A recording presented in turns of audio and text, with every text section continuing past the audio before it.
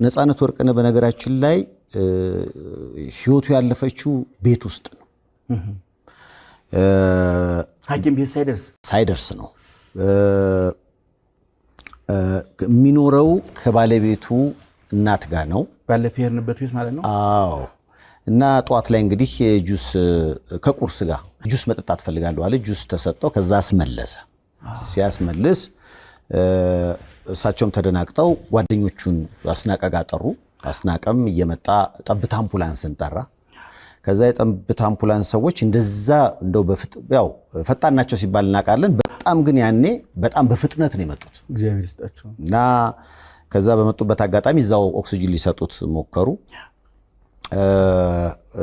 ከዛ እንግዲህ ይዘውት ወደ ያኔት ሆስፒታል ነው መጀመሪያ ሄደው።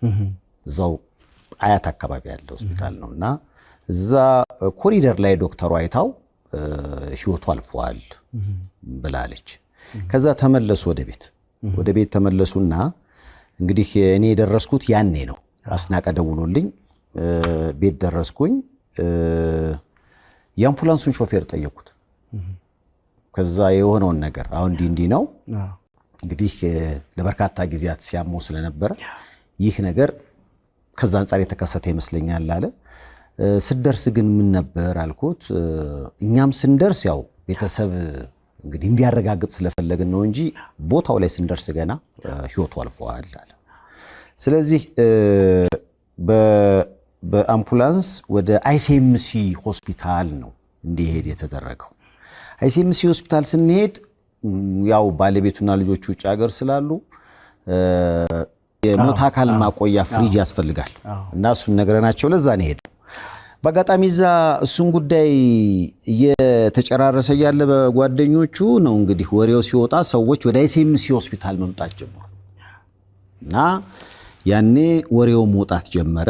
እንግዲህ አሁን ቅድም እንዳልኩት ሁሉም ባለ ሶሻል ሚዲያ ነው።